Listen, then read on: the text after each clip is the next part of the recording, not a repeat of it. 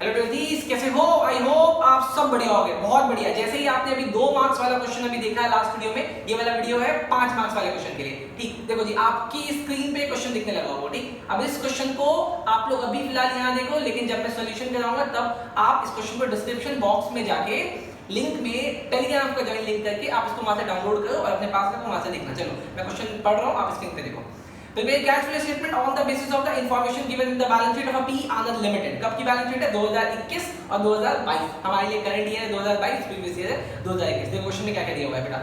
Equity and liability दी हुई है, share holder fund दिया हुआ है। शेयर होल्डर फंड में क्या क्या है? Share capital, reserve and surplus. लेकिन रिजर्व एंड सरप्लस के लिए आपको नोट नंबर 1 है। नोट नंबर 1 में थोड़ा सा क्वेश्चन के नीचे देखो क्या लिखा हुआ है, वहां पे सरप्लस है, वहां पे सरप्लस है। ठीक है, कितने का? 1/10 का और 2.5 लाख का। उसके बाद है non current liability, long term borrowings. Current liability में short term borrowing, trade payable और अदर करंट लायबिलिटी। बेटा short term borrowing, trade payable, other current liability. बेटा ये तीनों क्या है, ध्यान से आप देखना, गलती नहीं करना। चलो ठीक, अगला उसके बाद non current asset. Non current asset में क्या क्या है? टेंजिबल एसेट और इनटेंजिबल एसेट, लेकिन दोनों में नोट नंबर लगा हुआ है। नोट नंबर, इसमें आपको अकाउंट बनाना पड़ेगा, क्योंकि देखो एडिशनल इंफॉर्मेशन, देखो सबसे नीचे एडिशनल इंफॉर्मेशन दिखा है। हाँ जी, एडिशनल इंफॉर्मेशन में इन्होंने लिखा हुआ है कि ये एसेट बिका भी है, तो इसका मतलब अकाउंट बनेगा, डिस्पोजल अकाउंट बनेगा। अच्छा, उसके बाद क्या है? उसके बाद है करंट एसेट। करंट एसेट में क्या है?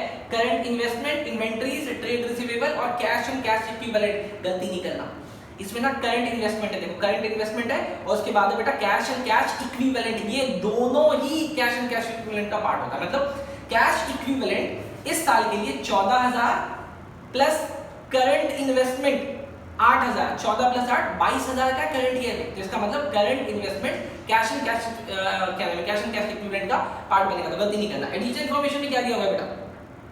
एडिशनल इन्फॉर्मेशन में सिर्फ 2 चीजें बेटा, tax paid during the year और उसके बाद है machine with the net book value. Net book value, net book value का मतलब क्या होता है कि इसमें डेप्रिसिएशन घटा हुआ है, नहीं घटा हुआ है? बोलो, घटा हुआ है इसमें डेप्रिसिएशन। ठीक, उसके बाद है tax paid during the year, इसका मतलब यहाँ पे प्रोविजन फॉर टैक्स अकाउंट भी बनेगा। ठीक है सर, उसके बाद देखिए नोट्स अकाउंट में क्या दिया हुआ है? सरप्लस है, बैंक ओवरड्राफ्ट। बैंक ओवरड्राफ्ट कौन सी एक्टिविटी होती है? फाइनेंसिंग। बहुत बढ़िया बेटा, बहुत आगे जाएंगे आप लोग।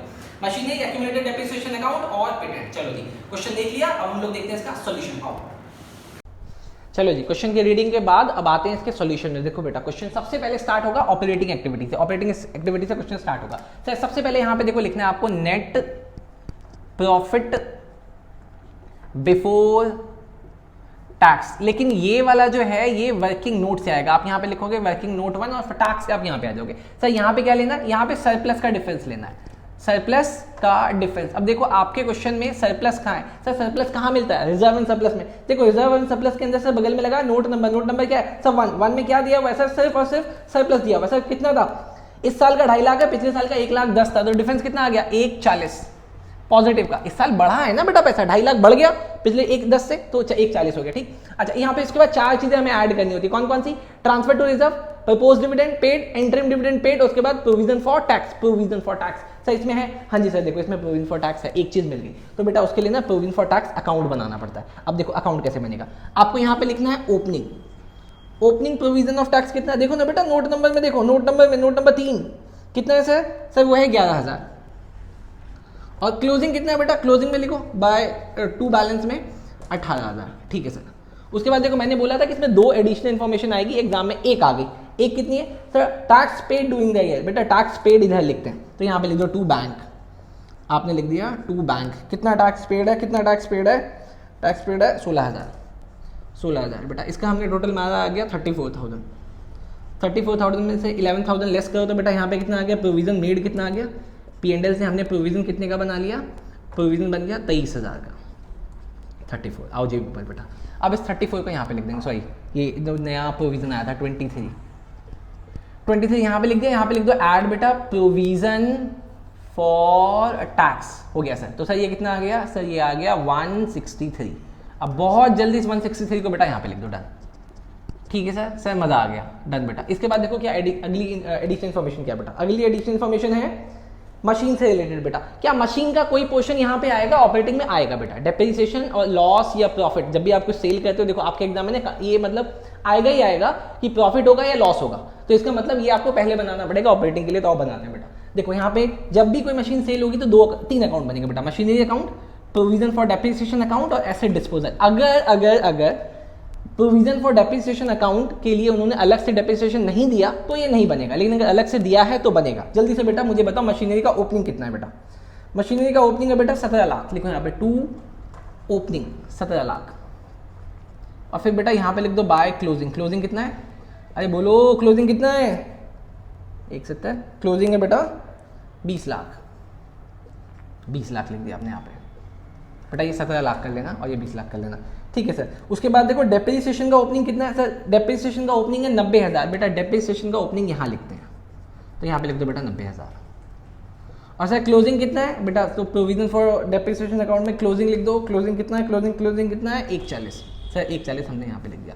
अब जरा ध्यान से एडिशन इन्फॉर्मेशन को पढ़ना है बेटा, ये इंपॉर्टेंट है, एग्जाम में आएगा ही आएगा, पढ़ो।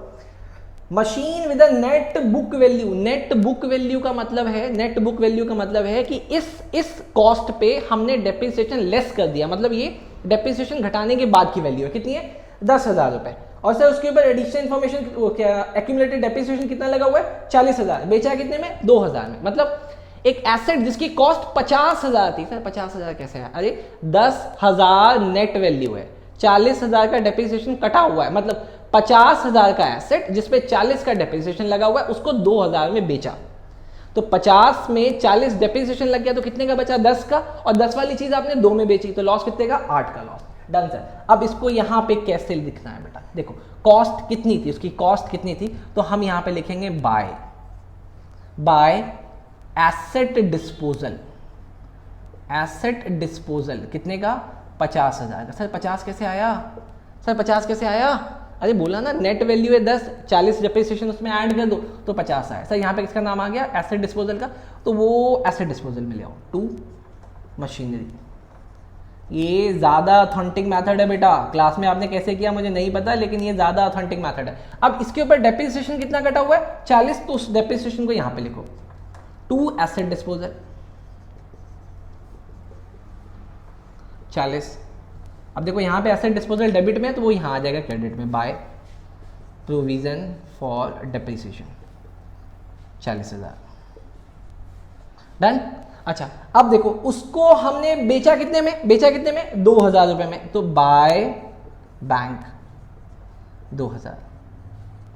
सर अब यहाँ पे आ रहा है 50,000 और 40 प्लस 2 42, तो सर 8,000 का क्या हो गया लॉस, तो यहाँ पे हम लिख देंगे बाय P&L अकाउंट, ब्रैकेट में लिख देंगे लॉस।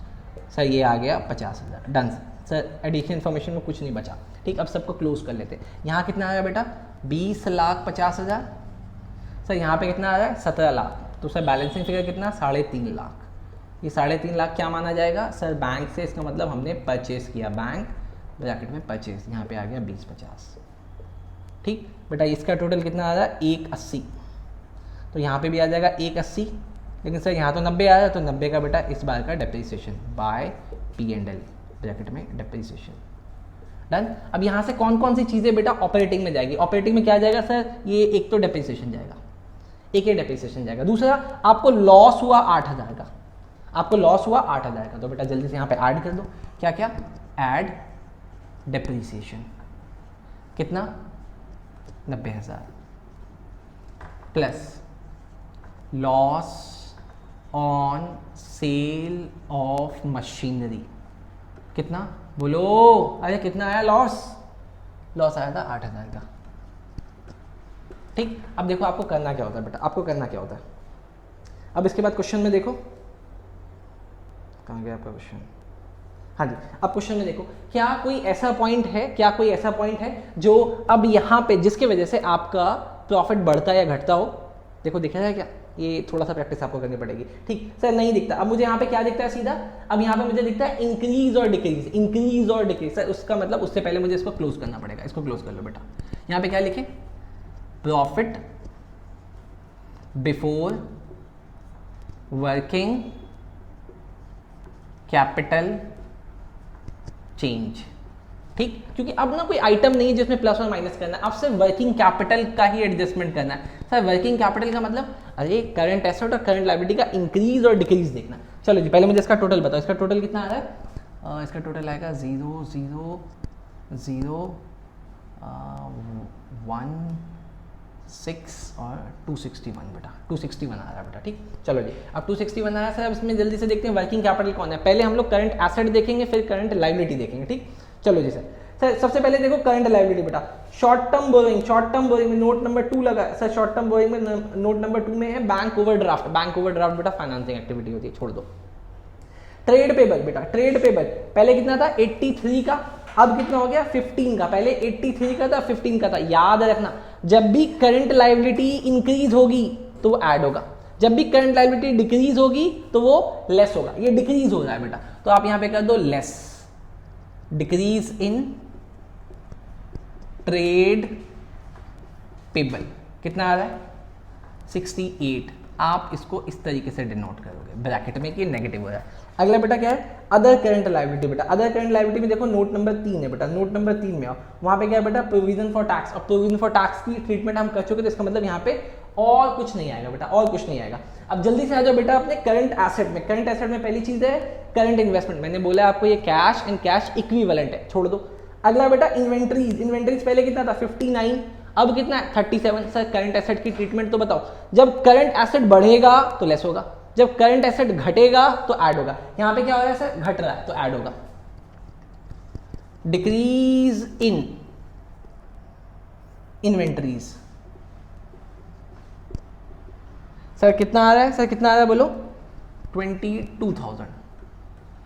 करो बेटा, अब इसको करो सर। अब इसको ऐड करने के बाद यहां पे क्या लिखेंगे operating profit before tax. Operating profit before tax, इसका टोटल कितना आया बेटा जोड़ो। मैं तो देखो दिमाग से जोड़ लेता हूँ, मुझे पता है कितना आएगा। ये आएगा 2,15,000। डन डन बेटा। अच्छा देखो गलती नहीं करना, ये फॉर्मेटिंग आपको एग्जाम में फॉलो करनी है, ठीक। चलो बेटा अब अगला सर लास्ट इसमें क्या करते हैं बेटा, इसमें लास्ट हम लोग लेस कर देते हैं tax paid.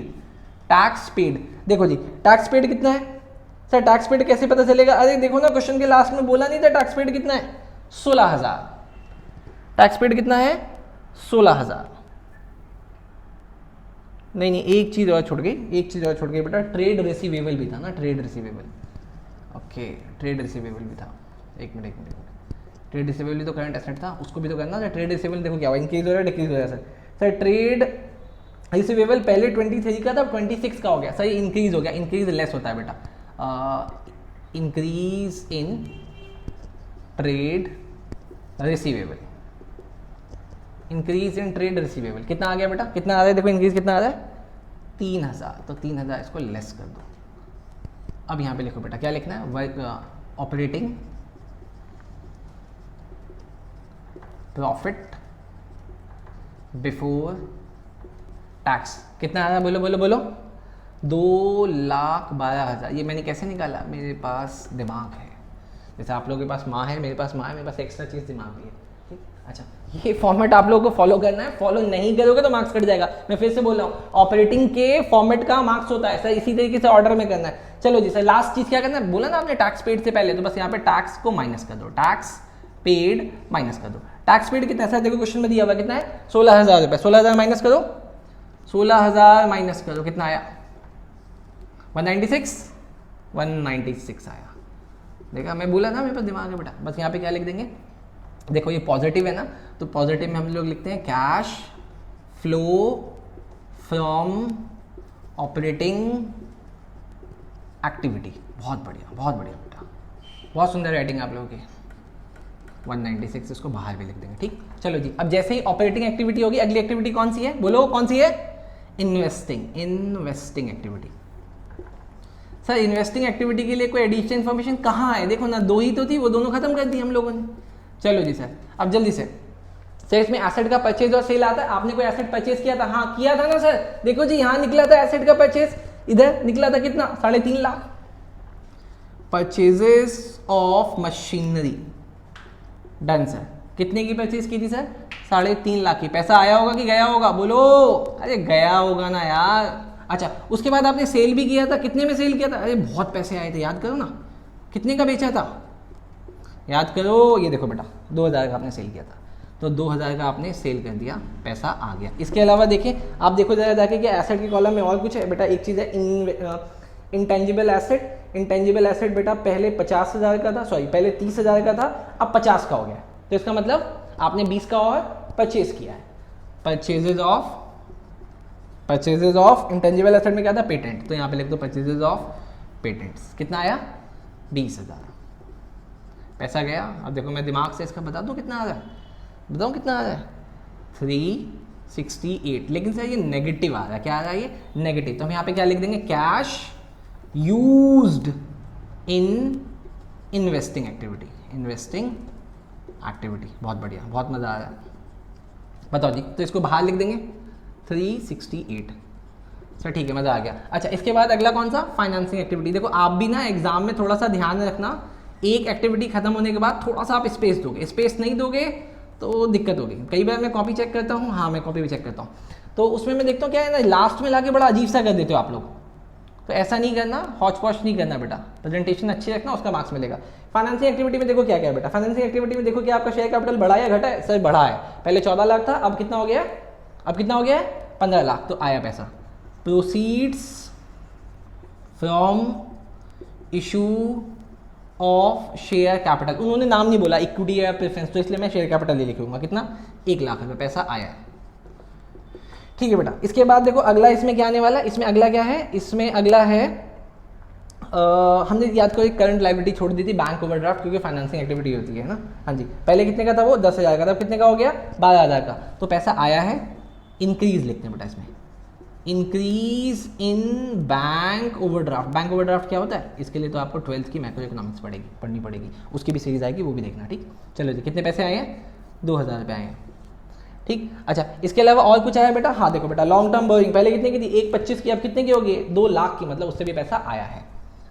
Proceeds from long term borrowing, कितना पैसा आ गया बोलो, अरे बोलो 75 सर। बहुत बढ़िया सर, बहुत मजा आ रहा है पढ़ के, मुझे पता है बेटा। चलो जी, यहाँ पे पैसा आया, इसका टोटल कितना आ रहा है, 177 पैसा आया है। तो आप यहाँ पे लिख दोगे cash flow from financing activity. यही वाला क्वेश्चन एग्जाम में आएगा सर, पक्का कह रहे हो क्या, ना पहले कभी गलत बोला था ना आज, बिल्कुल इससे मिलता जुलता क्वेश्चन एग्जाम में आएगा, कर लेना। चलो जी सर, अब ना हम इस तीनों को, अब ये वाली लाइन खत्म हो गई, अभी हम इन तीनों को ऐड करेंगे और हम लोग क्या लिखेंगे, नेट फ्लो। क्या लिखेंगे, नेट फ्लो। नेट फ्लो कितना आ रहा है, इन तीनों को मैं ऐड करता हूँ, 196 में 177, ये दोनों पॉजिटिव है, ऐड करो, उसमें ये लेस कर दो, तो सर कितना आ रहा है, अरे बोलो सर, ये आ रहा है 5,000। बेटा आपको इसमें ऐड करना है opening cash and cash equivalent. मैंने आपको बोला था, इसके लिए आपको क्या देखना है, देखो इसमें ना बेटा 2 चीज़ें थी, एक तो कैश एंड कैश इक्विवेलेंट था 12,000 रुपये का, और देखो 5,000 रुपये का करंट इन्वेस्टमेंट है, तो 12 और 5 कितने हो गए, 17, तो यहाँ पे लिख दो 17,000।